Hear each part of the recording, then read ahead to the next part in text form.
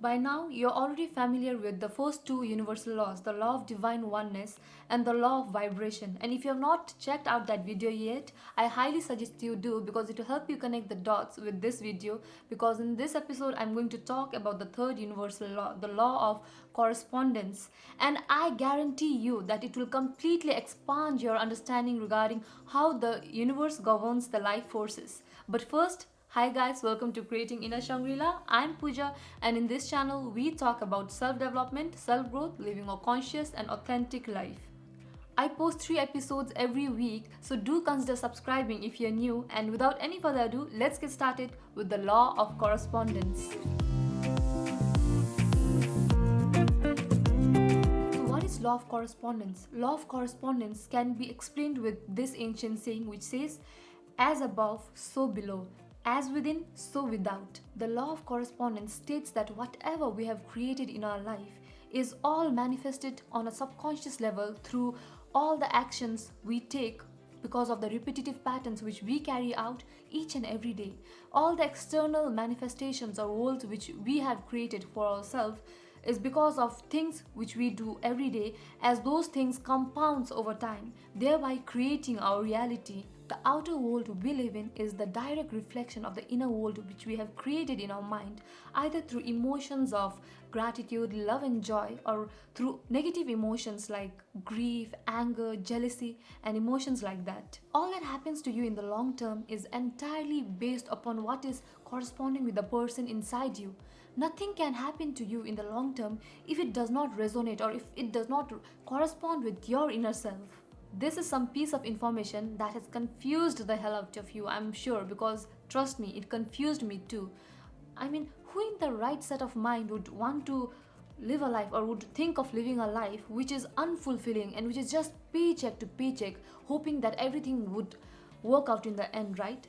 But what if your external world is in entire contradiction with the internal world? What if your external world is in complete opposition with the internal world or the environment which you have created for yourself? Confused? Let me elaborate. Let's add John to the picture. John was brought up in a working class family, and his family often struggled with financial problems.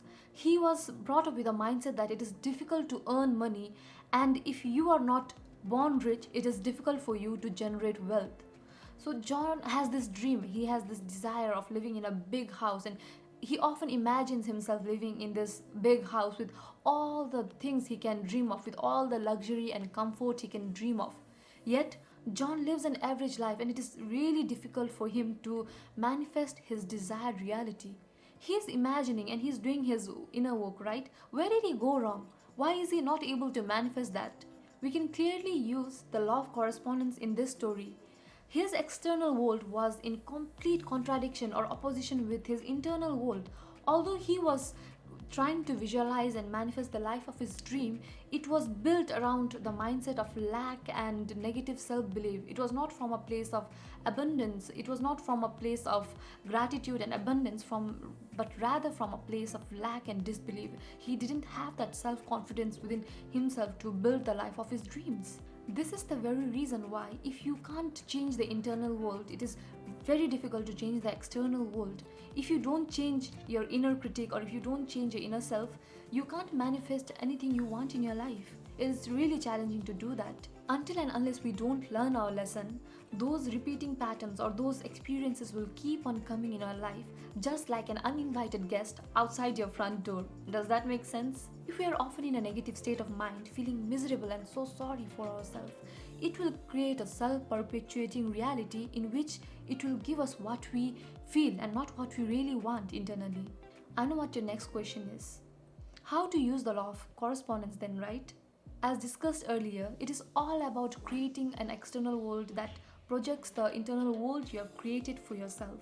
If you feel sorry and unhappy for yourself all the time, it is difficult for you to create a reality for yourself which is abundant and happy, which is fulfilled in nature. This law is a reminder that our thoughts purely create our reality. So start working on your thoughts and things which you contemplate all the time.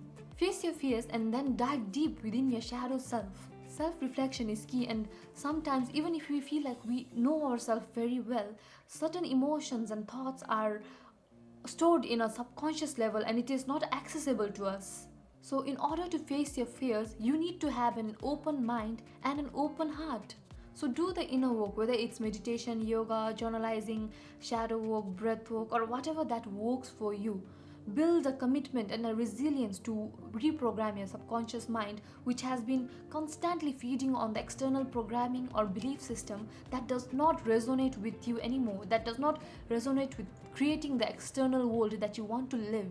You see, now is the perfect time to change your life or to change your reality. Everything happened around you because you wanted it to happen. Don't leave things to fate or destiny. Some of the things can be changed. You are the creator of your destiny. Remember that always. And lastly, remember that life doesn't happen to you. Life happens for you. If this episode was useful, do like and share it with your loved ones, and please tell me in the comment section below what is that one thing you are going to change to align with your external reality for creating your external reality. And thank you so much for staying till the end. Much love, and please keep on creating your inner Shangri-La. Bye bye.